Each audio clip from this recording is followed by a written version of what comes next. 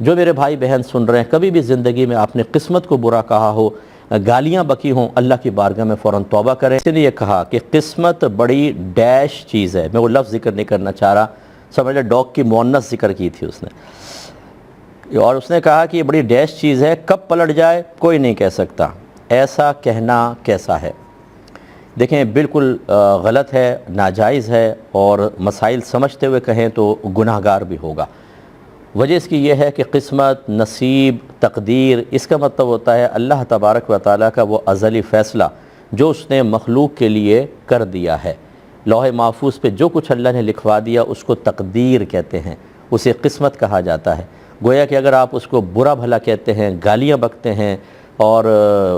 ناجائز الفاظ اور غلیظ قسم کے الفاظ ادا کرتے ہیں تو آپ اللہ تبارک و تعالیٰ کے ایک ازلی فیصلے کو برا کہہ رہے ہیں، اور اللہ تبارک و تعالیٰ کا فیصلہ کبھی برا نہیں ہوتا، کبھی غلط نہیں ہوتا۔ ہاں یہ الگ بات ہے کہ وہ میری مرضی کے مطابق ہو، موافق ہو تو مجھے بہت اچھا لگتا ہے، لیکن اگر میری مرضی کے خلاف ہو تو طبیعت کے اندر ناپسندیدگی پیدا ہو سکتی ہے۔ کمال انسانی یہ ہے کہ جب وہ دیکھتا ہے کہ اللہ تبارک و تعالیٰ کا فیصلہ میری مرضی کے خلاف ہے، میرے لیے باعث نقصان ہے الٹا، تو اپنے رب کی رضا پر راضی رہے۔ یہ ہے ہمارا کمال، نہ یہ کہ قسمت کو اور نصیب کو برا بھلا کہنا۔ یہ سمجھ لیجئے کہ آپ اصل میں اللہ کو برا کہہ رہے ہیں، لیکن آپ نے نام دوسرا لے لیا۔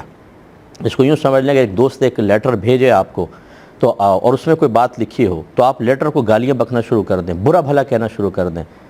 تو بتائیے جب آپ نے اس کو پڑھ کر برا بھلا کہا، لیٹر کو کیا کریں گے آپ گالی دے کے؟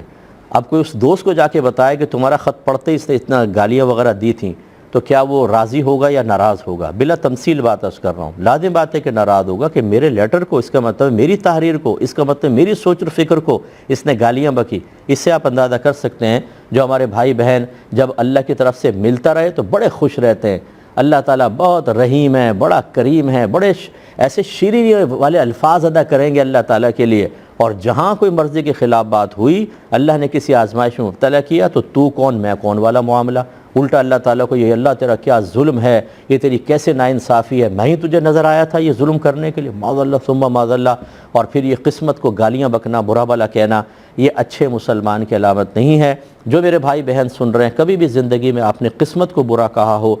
گالیاں بکی ہوں، اللہ کی بارگاہ میں فوراً توبہ کریں، اور میرا مشورہ تو یہ ہوگا کہ احتیاطاً تجدید ایمان اور تجدید نکاح کر لیں، ایسا نہ ہو کہ بروز قیامت خدا نہ خواستہ آپ کو پتہ چلے کہ آپ کا ایمان ضائع ہو گیا تھا، وہاں جا کے بڑا پچھتاوا ہے، اس لیے آئندہ ایسا ہرگز نہ کیجیے گا۔ اس نے کہا کہ بیٹیوں کی شادی کی بات چل رہی تھی تو وہ کہنے لگا کہ قسمت ایک جوا ہے، جو جیت گیا وہ کامیاب ہوا، جو ہار گیا وہ ناکام ہوا، ایسا کہنا کیسا ہے؟ دیکھیں ایسا کہنا بہت بڑا مطلب یہ گناہ ہے، بہت بڑا کہہ لیں تب بھی برا نہیں ہوگا کہ مال اور نتیجے پہ غور کریں تو بہت بڑا بنتا ہے، اور اگر فرض کر لیں کہ اس کے صحیح معانی کو ذہن میں رکھ کر کہا جائے تو حکم کفر بھی ہو سکتا ہے۔ پہلی بات تو یہ کہ بیٹیوں کے شادی کے معاملات جو اللہ تبارک و تعالی نے ازل سے مقدر فرمائے وہ اللہ کا ایک فیصلہ ہے، اسی کو قسمت کہا جاتا ہے۔ یاد رکھیں اللہ کے بندوں کے حق میں کیے گئے فیصلے کا نام ہی قسمت ہے کہ اللہ نے تقسیم فرما دی ہیں چیزیں مختلف، اور اس میں اور جوئے کے اندر کوئی مناسبت، کوئی مشابہت نہیں ہے، یہ اللہ کی طرف سے ہے۔ جوا ہم انسان کھیلتے ہیں، اس میں اللہ تعالیٰ کی طرف سے جو کچھ ہے، ہدایت، گمراہی، نیکی، بدی، اسلام، کفر، اس میں ہمیں کچھ اختیار ہے، باقی کسی چیز میں کوئی اختیار نہیں ہے، وہ اللہ تعالیٰ نے فیصلہ فرما دیا، ہمیں اس کی رضا پر راضی رہنا ہے۔ جبکہ جوئے کے اندر ہمیں اختیار ہوتا ہے، ہم حرام چیز کو خود اختیار کرتے ہیں، دونوں طرف سے مال لگتا ہے، اور اس میں شرط یہ ہوتی ہے کہ جو جیت جائے گا وہ سامنے والے کا کل یا بعض مال لے جائے گا، اور ہارنے والا اپنے بعض یا کل مال سے محروم ہو جائے گا۔ جبکہ دیکھ لیں بیٹیوں کی شادی میں تو ایسا تو نہیں ہوتا کہ محروم ہو گیا، بچے کی شادی ہوتی ہے، نفع ہوتا ہے، داماد ملتا ہے، اور اگر لڑکا ہوتا ہے تو اس کو ایک بیوی حاصل ہوتی ہے، دو خاندان ملتے ہیں، تو کسی بھی لحاظ سے مشابہت نہیں۔ یہ بالکل ایسی ہی مشابہت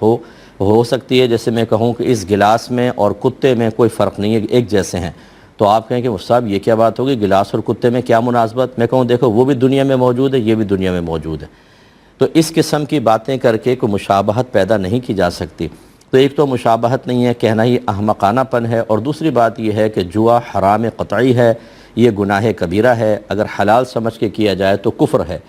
اللہ تبارک و تعالیٰ کے ازلی فیصلے بالکل عادلانہ ہوتے ہیں اور فضیلتوں پر یا اللہ کے فضل پر مشتمل ہوتے ہیں، بالکل حکمت کے ساتھ ہوتے ہیں۔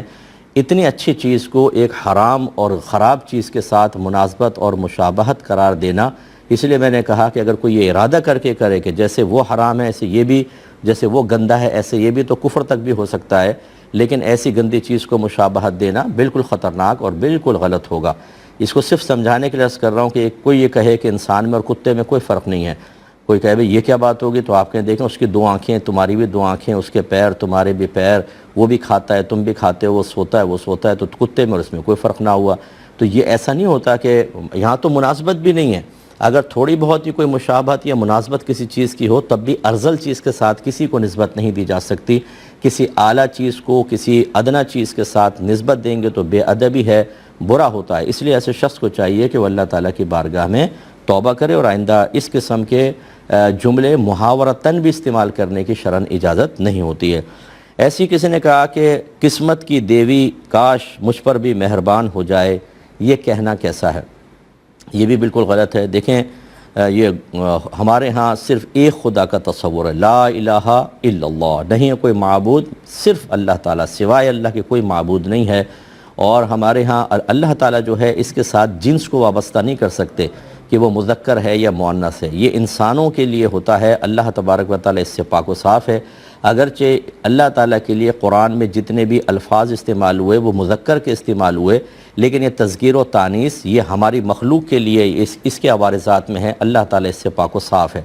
تو لہٰذا معلوم یہ ہوا کہ ایک تو خدا واحد ہے، یہاں پر جو دیوی دیوتاؤں کا تصور رکھتے ہیں وہ ایک سے زیادہ خدا کا تصور رکھتے ہیں۔ پھر ہمارے ہاں عورت کا نبی ہونے کا تصور نہیں چاہ جائے کہ عورت کو خدا مان کے اس کو دیوی کہا جائے، تو لہٰذا یہ بھی ایک